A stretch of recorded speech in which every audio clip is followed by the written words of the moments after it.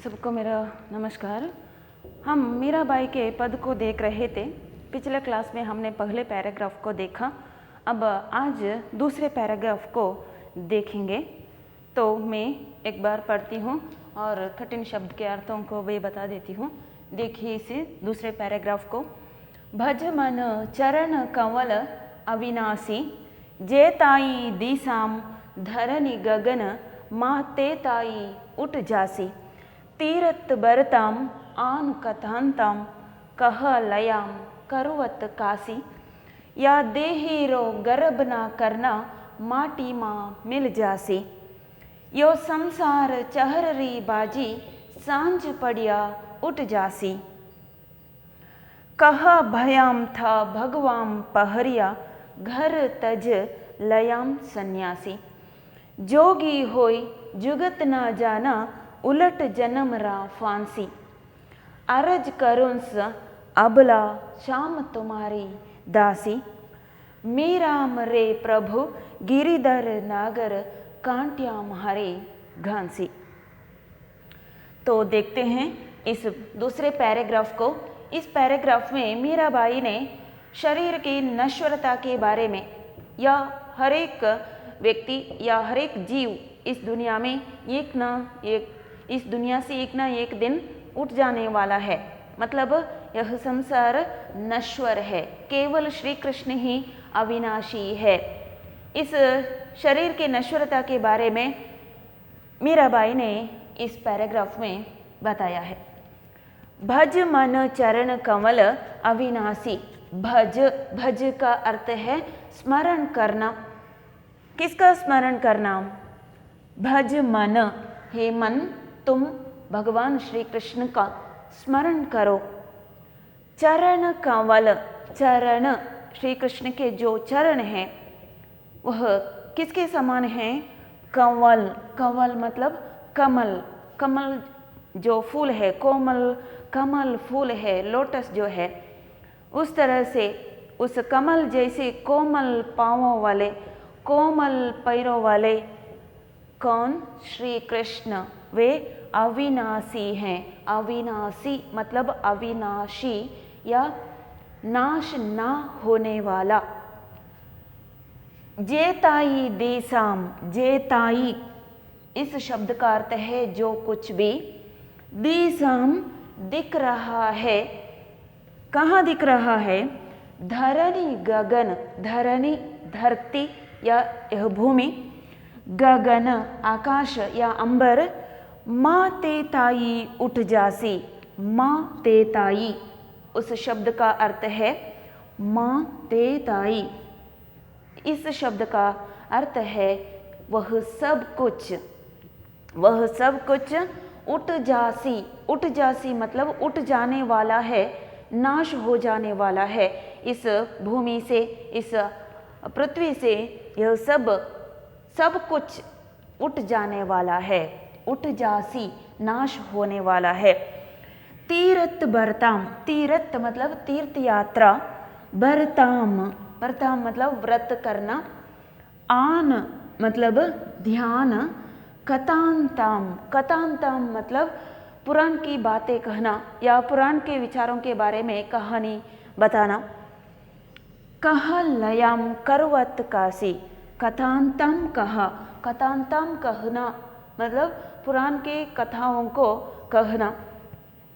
लयाम करवत कासी, लयाम जाकर, कहाँ जाकर? काशी, काशी मतलब काशी, तीर्थ क्षेत्र जो काशी है वहाँ पर जाकर करवत लेना। करवत मतलब करवट लेना, वहाँ पर काशी जाकर वहाँ पर करवट लेना, वहाँ करवट लेने की जो सेवा है उस सेवा को वहाँ पर करना। या देही रो गर्भ ना करना, या देही रो, देह, देही मतलब देह या शरीर, रो, रो का अर्थ है पर, शरीर पर गर्भ, गर्भ मतलब घमंड या अहंकार ना करना, अहंकार ना करना, शरीर पर घमंड कभी भी नहीं करना। माटी माँ मिल जासी, माटी मिट्टी, मां का अर्थ है मिट्टी में, मिल जासी मिल जाने वाला है। यो संसार चहररी बाजी, संसार यह जीवन, यह संसार चहररी बाजी, चहर मतलब चिड़िया, री बाजी, बाजी का अर्थ है खेल, चिड़ियों का खेल, पक्षियों का कलरव। सांझ पड़िया, सांझ सांझ होते ही या सूरज डूबते ही, सांझ पड़िया सूरज डूबते ही उठ जासी, सब खत्म होने वाला है, सब उठ जाने वाला है। कहा भयाम था भगवान पहरिया, कहा भयाम था भगवान, भगवान मतलब भगवे वस्त्र पहन लेना, भगवान भगवे वस्त्र पहरिया पहन लेना, भगवे वस्त्र पहनकर, या कहा भयाम या सन्यासी होकर, या घर सब त्याग कर, भगवे वस्त्र काशाय वस्त्र जो है या सन्यासी वस्त्र जो है उसे पहन लेना। घर तज घर त्याग कर, लयाम सन्यासी सन्यासी बनना। जोगी होय जुगत ना जाना, जोगी योगी होकर, जुगत मुक्ति ना जाना मुक्ति के बारे में नहीं जानना। उलट जन्म रा फांसी, उलट बदले में क्या मिलेगा, और एक पुनर्जन्म मिलेगा। किस तरह का पुनर्जन्म, फांसी जैसा, फांसी जो सज़ा है वह कितनी एक कठिन सज़ा है, उतनी कठिन एक जीवन या एक जन्म मिलेगा। फांसी मतलब फांसी सज़ा, उलट जन्म मतलब पुनर्जन्म। अरज करुंस, अरज करुंस, अर्ज करना मतलब निवेदन करना, विनती करना, प्रार्थना करना।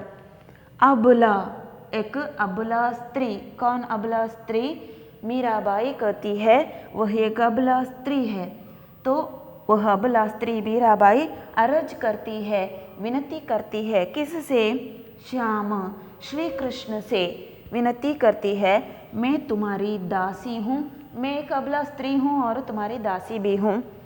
मेराम रे प्रभु गिरिधर नागर, मेराम रे प्रभु मीराबाई के प्रभु गिरिधर श्री कृष्ण, नागर कांट्य, गिरिधर नागर श्री कृष्ण, मीरा के प्रभु श्री कृष्ण, कांट्य मतलब कांटा जैसा, यह जीवन, कांट्य मतलब कांटा, कांटा जैसा यह जीवन, तुम्हारी म्हारी घांसी, घांसी मतलब बंधन, म्हारी मेरी, घांसी का अर्थ है बंधन, संसार बंधन। ये था कठिन शब्द। और अब देखेंगे इस पैराग्राफ का भावार्थ। भज मन चरण कमल अविनाशी, मीराबाई यहाँ शरीर की नश्वरता के बारे में बताती है। वह कहती है, हे मन तुम स्मरण करो, किसका स्मरण करो, तुम अविनाशी श्री कृष्ण का स्मरण करो, अविनाशी श्री कृष्ण के कमल जैसे उन पाँवों का स्मरण करो। श्री कृष्ण के पाँव, अविनाशी श्री कृष्ण के जो पाँव हैं वे कमल जैसे कोमल है। उस कमल चरण, चरण कमल, उस कमल जैसे चरण कमलों का तुम स्मरण करो, अविनाशी श्री कृष्ण का तुम स्मरण करो। क्यों अविनाशी श्री कृष्ण का स्मरण करना है? क्योंकि जेताई देसाम धरनी गगन माते ताई उठ जासी, क्योंकि तुम अविनाशी श्री कृष्ण का या सुंदर कमल जैसे पाँव वाले, चरण वाले अविनाशी श्री कृष्ण का स्मरण तुम क्यों करना चाहिए? क्योंकि जेताई देशम, जेताई मतलब जो कुछ भी इस दुनिया में, इस धरती और इस आकाश, देशम धरनी गगन, धरती और आकाश के बीच में यह जो दुनिया है, इस दुनिया में जो कुछ भी हमारे आँखों के लिए दिख रहा है या जो कुछ भी इस संसार में हम अनुभव कर रहे हैं, वे सब एक ना एक दिन नाश होने वाला है। उठ जासी मतलब सब कुछ नाश होने वाला है, स्वयं हम ही नाश होने वाले हैं। कोई भी यहाँ पर इस पृथ्वी पर शाश्वत नहीं है, केवल अविनाशी श्री कृष्ण ही वह शाश्वत हैं। इसलिए उनके चरण कमलों का स्मरण करो, अविनाशी श्री कृष्ण का भजन करो। तीरथ बरताम आन कथांतम कह लयाम करवत काशी। तीरथ बरताम, मीराबाई कहती है, हम यह जाने बिना, क्या विचार जाने बिना, हम यह संसार जो है वह एक न एक दिन नाश होने वाला है। जो कुछ भी हम यहाँ इस पृथ्वी पर अनुभव कर रहे हैं वह सब एक न एक दिन उठ जाने वाला है, नाश होने वाला है। हम यह जाने बिना, हम तीर्थ यात्रा करने से, तीर्थ बरताम, तीर्थ यात्रा, बरताम व्रत करने से, या आन मतलब ध्यान करने से, कथांताम पुराण की बातें कहने से, या करवत काशी या काशी में जाकर, उस पुण्य क्षेत्र में जाकर हम करवत लेने से, वहाँ एक सेवा करने से कोई फायदा नहीं है। इसलिए हमें पहले यह जान लेना चाहिए, समझ लेना चाहिए कि यह संसार जो है वह माया जाल है। एक न एक दिन यह सब कुछ नाश होने वाला है।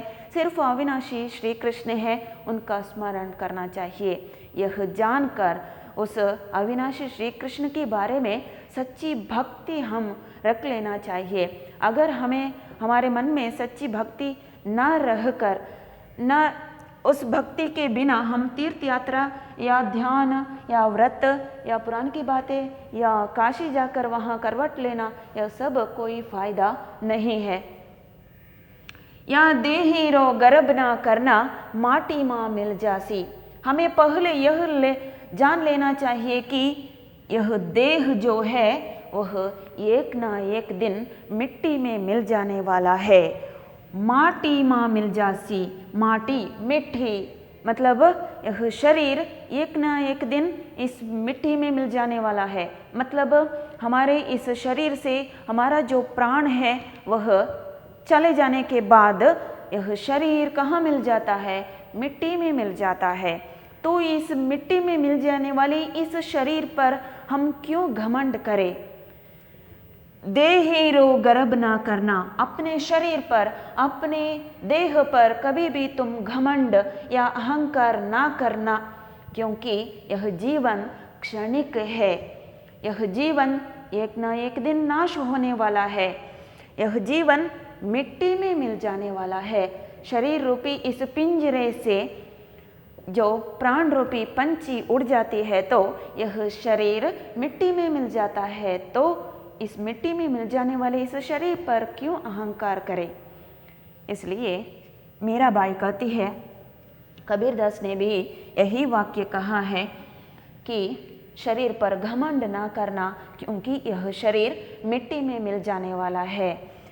तो मीराबाई ने भी यहाँ पर यही वाक्य बताया कि शरीर मिट्टी में मिल जाने वाला है, इस शरीर पर कभी भी अहंकार ना करना। यह जीवन क्षणिक है।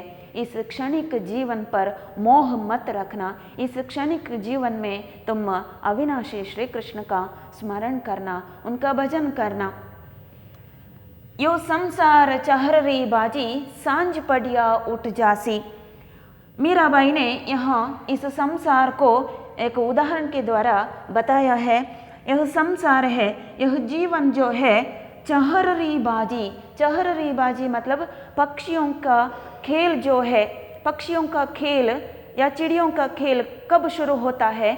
सुबह शुरू होता है और शाम होते ही, सांझ होते ही खत्म हो जाता है। शाम होते ही पक्षी या चिड़िया सब अपने घोंसले वापस चले जाते हैं। सुबह होते ही घोंसले से बाहर आ जाते हैं और अपना खेल शुरू करते हैं, और सांझ पड़ते ही सब पक्षियाँ वापस अपने घोंसले पहुँच जाते हैं। उतना क्षणिक है। चहररी बाजी, चहर मतलब चिड़ियों का खेल जैसा है यह संसार। थोड़ा सा जीवन सांझ पड़िया उठ जासी, चिड़ियों का खेल सांझ पड़ते ही खत्म हो जाता है। उसी तरह यह मनुष्य जीवन या हर जीव का जीवन जो है वह क्षणिक है। क्षणिक जीवन पर मोह मत रखना, या इस क्षणिक संसार में तुम इस माया जाल में कभी भी मत पड़ना। अविनाशी श्री कृष्ण का स्मरण करना। कहा भयाम था भगवान पहरिया, घर तज लयाम सन्यासी। कहाँ भयाम था भगवान पहरिया।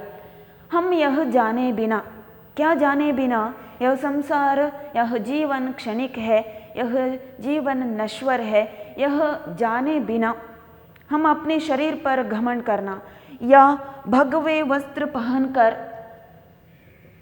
पहनकर या घर तज लयाम सन्यासी, पत्नी बच्चों को घर को त्याग कर सन्यासी बनना, या जोगी होय या योगी बनना, सब कुछ छोड़कर योगी बनना। यह सब करने से कोई फायदा नहीं है।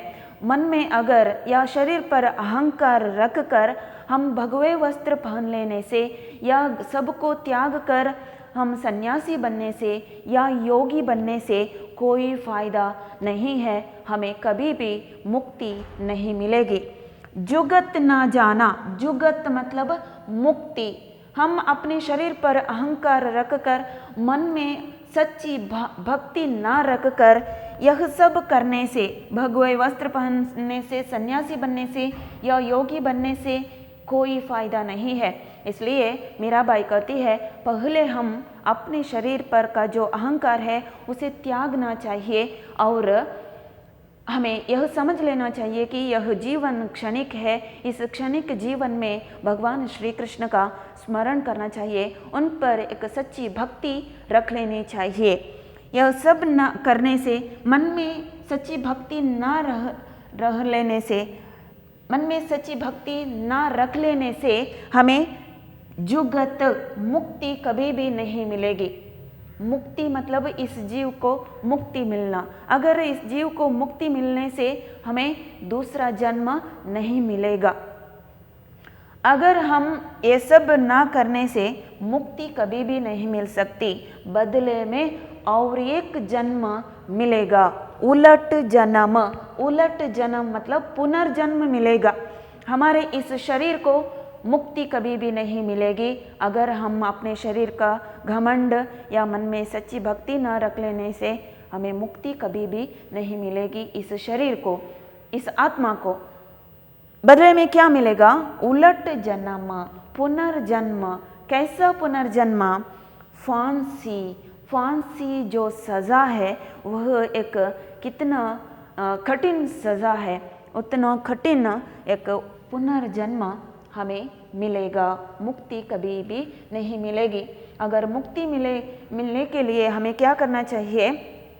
भगवान अविनाशी श्री कृष्ण का स्मरण करना चाहिए, उन पर हमें अनन्य भक्ति रख लेनी चाहिए। सच्ची भक्ति रख लेने से हमारे शरीर को, हमारे आत्मा को मुक्ति ज़रूर मिलेगी, नहीं तो हमें फांसी जैसा और एक कठिन जन्म मिलेगा। अर्ज करुंस अबला शाम तुम्हारी दासी। इसलिए मीराबाई अर्ज करती है, मतलब निवेदन करती है, विनती करती है, प्रार्थना करती है। किससे प्रार्थना करती है? भगवान श्री कृष्ण से निवेदन करती है कि अबला श्याम तुम्हारी दासी। हे श्याम, हे श्री कृष्ण, मैं एक अबला स्त्री हूँ और मैं तुम्हारी दासी भी हूँ, मैं तुम्हारी भक्ति करती हूँ। अर्ज करोंस, हे श्री कृष्ण, हे श्याम, हे गिरिधर गोपाल, मैं एक अबला स्त्री हूँ और तुम्हारी दासी भी हूँ। इसलिए मैं तुमसे निवेदन करती हूँ कि, तुमसे प्रार्थना करती हूँ कि मैं राम रे प्रभु गिरिधर नागर कांटे हमारी गांसी।